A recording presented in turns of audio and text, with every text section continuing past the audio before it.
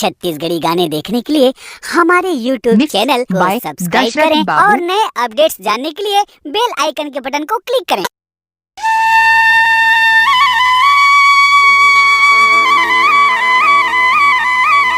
दशरथ परस्ती भरा चौड़ा वाली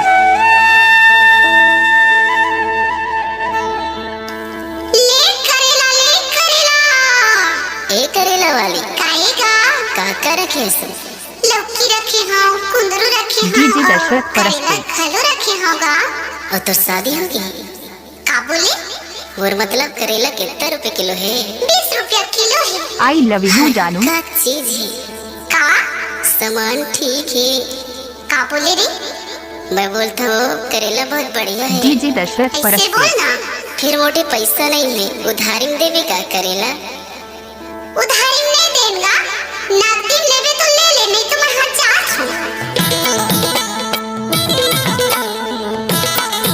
दशरथ परस्ती भरा चौड़ा वाली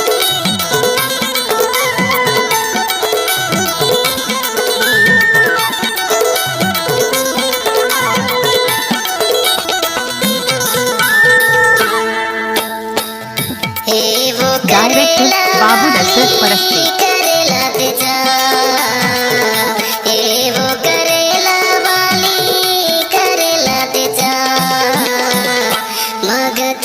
सफेद साड़ी में लाल बिंदी लगाती हुई माँ कसम एम्बुलेंस नजर आती है। वह घायलों को ले जाती है और खुद घायल करके जाती है।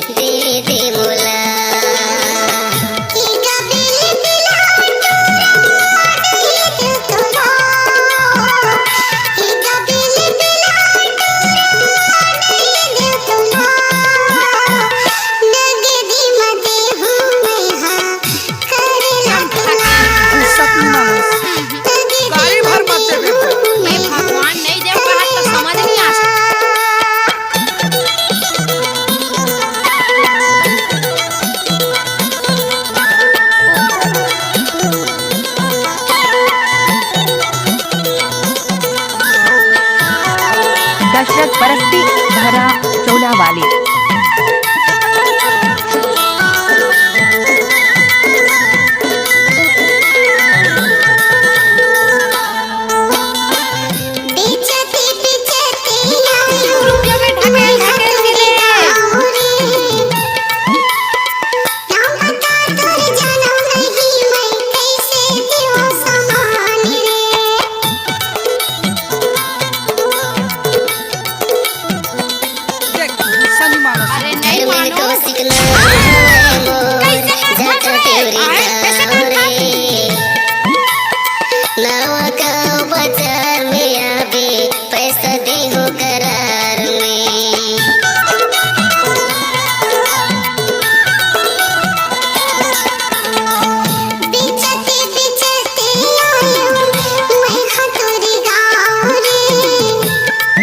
आई लव यू जानी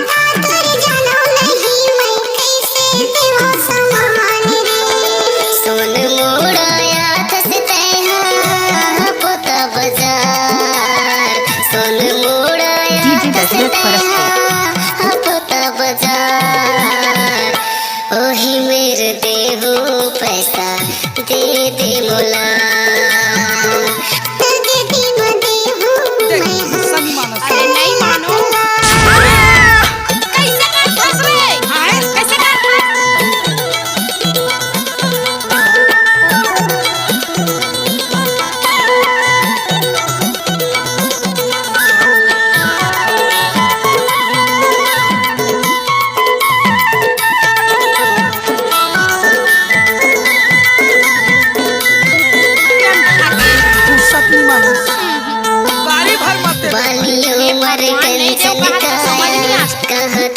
घुमावे वो बड़े धुले आए थक के रानी तिरवा मोर जुड़ा ले वो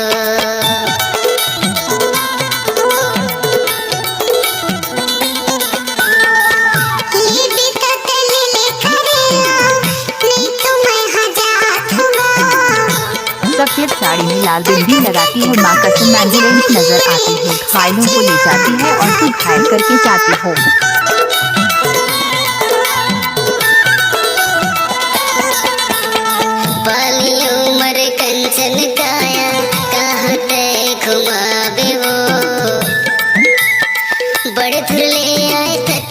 दशरथ परस्ती भरा चौड़ावाड़ी।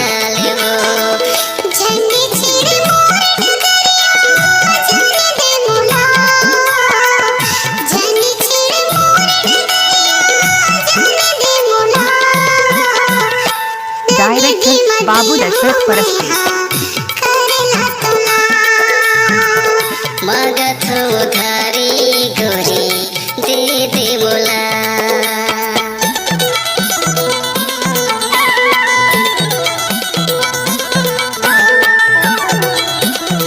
मिक्स बाय दशरथ बाबू।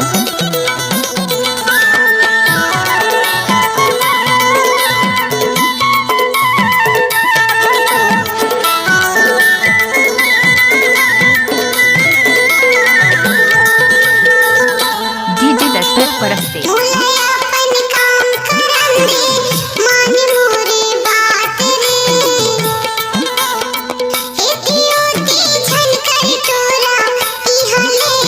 आई लव यू जानी।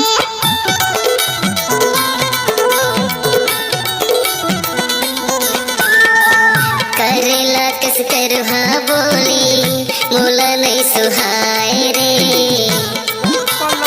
गुरुदुर माया के गुठ गुठियाना जेने मन ला भाई रे।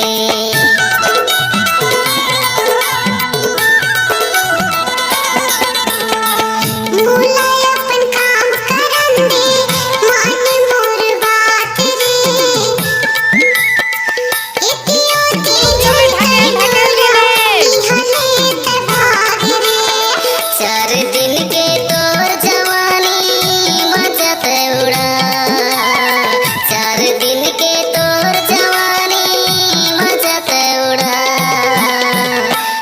ततरेज देवे हो नहीं देवागा ऐसे। हाँ मगथ उधारी गोरी। सफेद साड़ी में लाल बिंदी लगाती हुई माँ कसम एम्बुलेंस नजर आती है। घायलों को ले जाती है और तू घायल करके जाती है।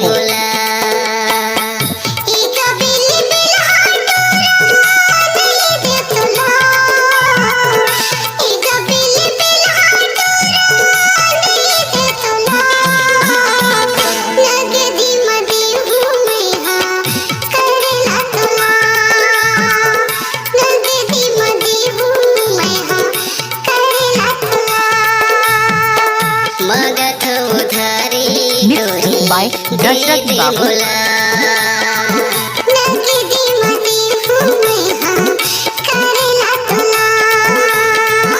मगथ उधारी गोरी दे दे बोला। डायरेक्टर बाबू।